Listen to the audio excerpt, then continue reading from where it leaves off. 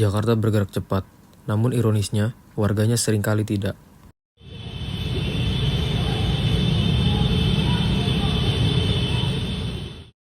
Setiap pagi, jutaan orang memulai hari dengan pemandangan yang sama.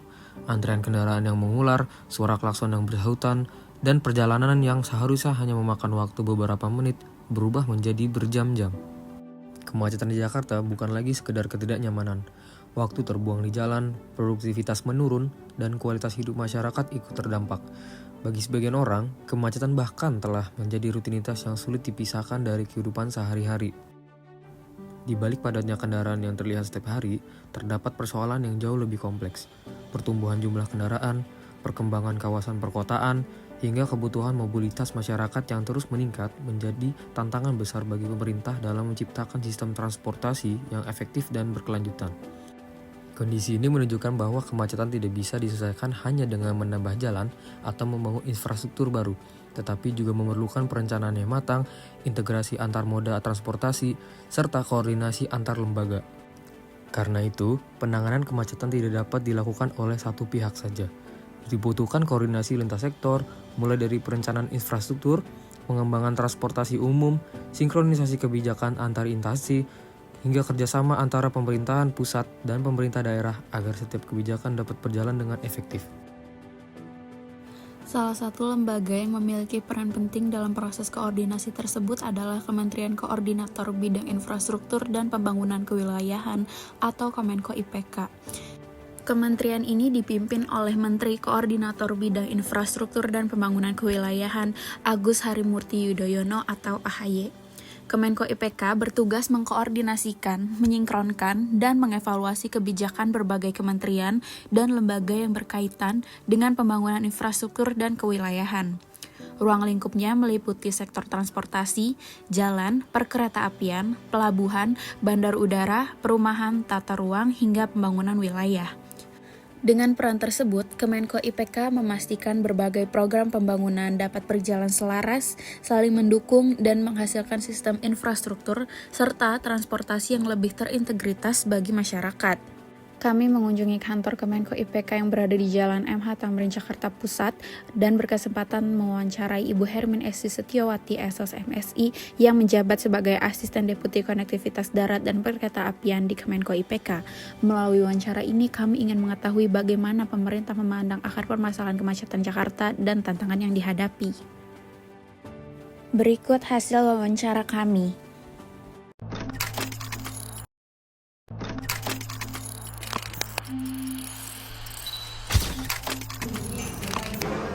Kami mahasiswa dari PMUN Jakarta, jurusan Hubungan Internasional, angkatan 2023, dan kami sendiri punya tugas terkait membuat artikel dan wawancara untuk video ini juga. Jadi artikel kami sendiri membahas tentang peran koordinasi pemerintah dalam mengatasi kemacetan Jakarta, studi kasus kepada Kementerian Koordinator Bidang Infrastruktur dan Pembangunan Wilayah Republik Indonesia. Oke, silakan mau langsung boleh. Sama pertanyaannya Ibu. Jadi kan kalau kita lihat nih kemacetan di Jakarta ini kan udah jadi masalah yang cukup kompleks dan berlangsung lama. Nah, kalau dari sisi Kemenko IPK sendiri sebenarnya peran utamanya seperti apa dalam koordinasi kebijakan mengatasi kemacetan ini sendiri? Peran dari Kemenko ya, untuk mengatasi Kemacetan, peran utamanya dalam koordinasi dan kebijakan mengatasi kemacetan ini. Sebenarnya kalau kemacetan di Jakarta yaitu kayaknya bukan hanya sekedar masalah teknis transportasi ya, tapi itu tantangan tata kelola pemerintah yang kompleks ya. Jadi misalnya ini mungkin kalau pernah dengar ini sebagai bagian dari visi Indonesia Emas 2045. Jadi efisiensi mobilitas di kawasan aglomerasi ya, ini merupakan kunci produktivitas ekonomi nasional. Nah ini karena jadi memang karena ini menjadi hal yang penting ya, jadi memang dibutuhkan koordinasi di tingkat pusat. Ini pusat itu dalam arti Kemenko ini ya, diperlukan untuk untuk menyelaraskan kebijakan antara pemerintah pusat, pemerintah provinsi DKI, dan kota-kota penyangga, Bogor, Depok, Tangerang, Bekasi. Jadi kalau masalah kemacetan itu coba kalau hari misalnya Lebaran atau Minggu pagi, Jakarta tuh kosong ya. Justru kebanyakan orang dari sekitar Jakarta lah yang bekerja di Jakarta. Jadi artinya kalau untuk mengatasi masalah kemacetan itu tidak hanya di Bandar DKI saja, tapi juga kota-kota penyangganya. Itu ya kira-kira kayak ini ya. Terus apa lagi Pak ini? Ini peran Kemenko ya. Jadi kita artinya menyelaraskan kebijakan antara pemerintah pusat, pemerintah provinsi DKI dan kota penyangga. Ya, karena memang tadi saya sampaikan itu tidak hanya masalah teknis transportasi, tapi tata kelola pemerintah yang lain. Ya, gitu. Nah ini mau ada di mana? Terus apa lagi? Itu peran Kemenko ya. Saya buat ngomel-ngomel.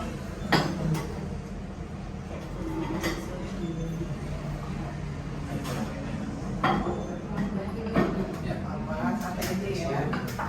Biar kita nggak tegang lah. Iya. Bu Edwin ini orangnya santai lah. Nggak terlalu gini. Jadi jangan khawatir.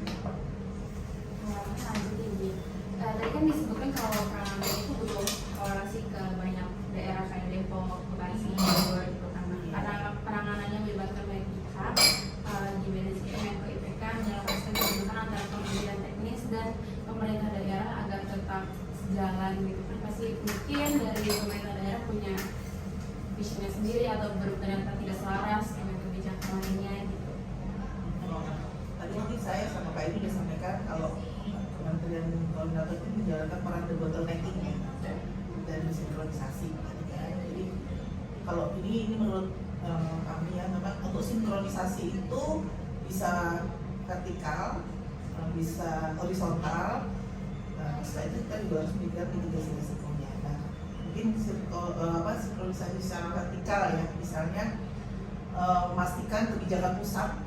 Ini ada seperti misalnya proyek strategis nasional ya Pak ya, sejalan dengan rencana tata ruang RTRW, rencana tata ruang dan wilayah di DKI Jakarta itu secara vertikal. Jadi kan kalau proyek-proyek yang seperti ini kan nilainya besar, melibatkan banyak pihak, melibatkan banyak kementerian, anggarannya besar, itu harus dikemas dalam bentuk BSN.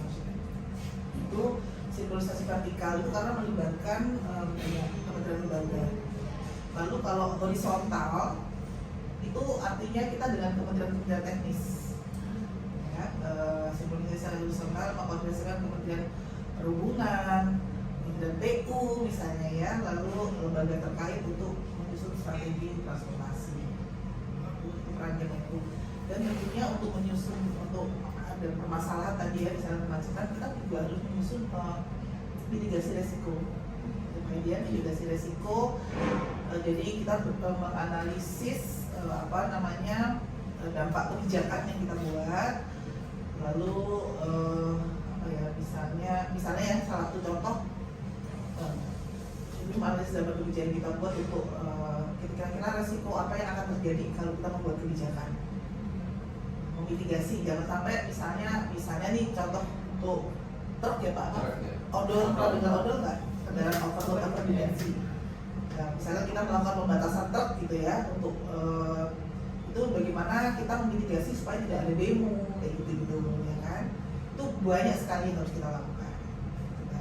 Jadi supaya misalnya juga tidak mengganggu jalur logistik, itu harus mungkin mitigasi resikonya. Kira-kira seperti itu sih. Karena melibatkan sangat banyak pihak itu pastikan koordinasinya punya tantangan nih. Kira-kira kendala utama yang paling sering dihadapi dalam proses koordinasi kebijakan transportasi ini kira-kira pengalaman ibu aja kalau misalnya pengen bikin kebijakan atau misalnya ada ya gebrakan-gebrakan baru, mungkin itu tantangan untuk biar semuanya selaras tuh. Pengalaman ibu dan bapak gimana? nanti Pak Edi nambah ya. Ya. Kalau masalah utama itu biasanya ada ketidaksinkronan antara misalnya ya, pembangunan infrastruktur dengan pengembangan transportasi misalnya gitu. Jadi ada pada saat pembangunan infrastruktur PU bikin kegiatan sendiri, nah kementerian perhubungan bikin sendiri. Nah ternyata mereka tidak sinkron seperti itu. Misalnya anak-anak misalnya kemana ya, naik LRT ya, begitu turun ternyata tidak ada transportasi lain yang istilahnya terintegrasi, harus tetap naik ojek online atau apa misalnya, karena tidak ada kesinkronan kebijakan ya Pak ya, sinkronan kebijakan antar kementerian itu terus terang itu masih terjadi gitu ya. Lalu ini juga adanya fragmentasi otoritas, jadi ada perbedaan kewenangan misalnya antara pengelola jalan nasional, jalan provinsi gitu ya Pak ya, dan operasional moda transportasi ya. Jadi itu dikelola masing-masing gitu, jadi tidak ada kesinkronan seperti itu. Lalu itu permasalahan ini masalah kemacetan kan ya? Iya. Khusus kemacetan ya. Lalu juga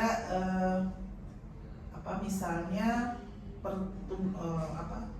jumlah kendaraan yang ada sekarang ternyata tidak jauh melampaui pertumbuhan kapasitas infrastruktur yang dibangun. Itu yang menjadi kendala.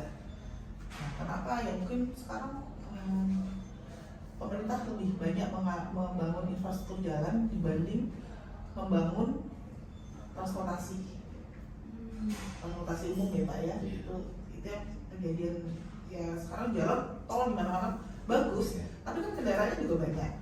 Sementara transportasi umum yang ada kan kurang ya. Misalnya kalian naik kereta gitu ya, tetap penuh gitu kan, jam-jam apalagi di peak hour penuh ya kan, luar biasa kan. Nah, makanya orang lebih nyaman naik kendaraan pribadi walaupun bermacet-macet gitu kan, dari sisi keamanan, kenyamanan gitu ya. Itu ya karena transportasi umum kita belum bisa memenuhi kebutuhan masyarakat. Terus kendaraan di lapangan juga gitu ya. Kalau kita ngomong misalnya terkait kendaraan logistik, odol tadi itu kan juga bisa memperlambat arus lalu lintas seperti itu ya. Jadi kendala di lapangan lah ya, sama belum adanya tadi saya bilang interkonektivitas tadi ya, antara integrasi antar moda gitu ya, yang membuat masyarakat masih beralih ke kendaraan umum. Ini kita khusus transportasi ya, bukan hal-hal yang lain. Nah, jadi pembahasan tadi yang lebih nyaman menggunakan kendaraan pribadi itu sempat ada viral di sosial media istilah one person one car. Jadi orang terlalu mengandalkan kendaraannya sendiri, padahal isinya cuma satu orang. Jadi sangat amat banyak kendaraan yang ada di jalan, tapi walaupun jalannya sudah lebar, sudah banyak jalan tol, tapi karena orang lebih nyaman, tetap milih kendaraan pribadi gitu. Walaupun sudah ada MRT, LRT, Transjakarta. Kalau menurut Ibu sendiri gimana Bu terkait itu? Ya itu karena kendaraan angkutan umum tuh belum bisa memenuhi kebutuhan masyarakat. Saya nggak tahu deh Pak, ada presentasinya.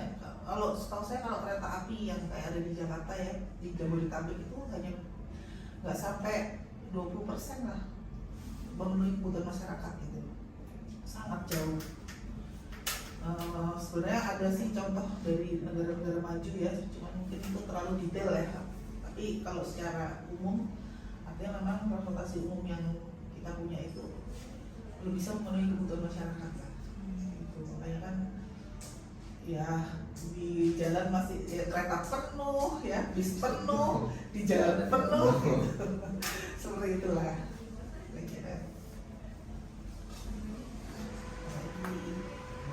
Ada sambil minum itu sambil nanti dingin. Bu, ngomong. Iya, silakan Pak. Sambil dicicipin. Kita udah sering ya. Iya, ini Kemacetan Jakarta bukan sekedar persoalan banyaknya kendaraan di jalan, tetapi merupakan tantangan yang melibatkan berbagai aspek, mulai dari perencanaan wilayah, pembangunan infrastruktur, hingga penyediaan sistem transportasi yang terintegrasi. Dari hasil wawancara ini dapat dipahami bahwa penyelesaian membutuhkan koordinasi yang kuat antar instansi serta kebijakan yang dirancang secara berkelanjutan. Melalui pembahasan ini, diharapkan masyarakat dapat memperoleh gambaran mengenai peran Kementerian Koordinator Bidang Infrastruktur dan Pembangunan Kewilayahan dalam mengoordinasikan berbagai upaya untuk mendukung terciptanya mobilitas perkotaan yang lebih baik. Demikian hasil wawancara yang dapat kami sajikan. Terima kasih telah menyaksikan.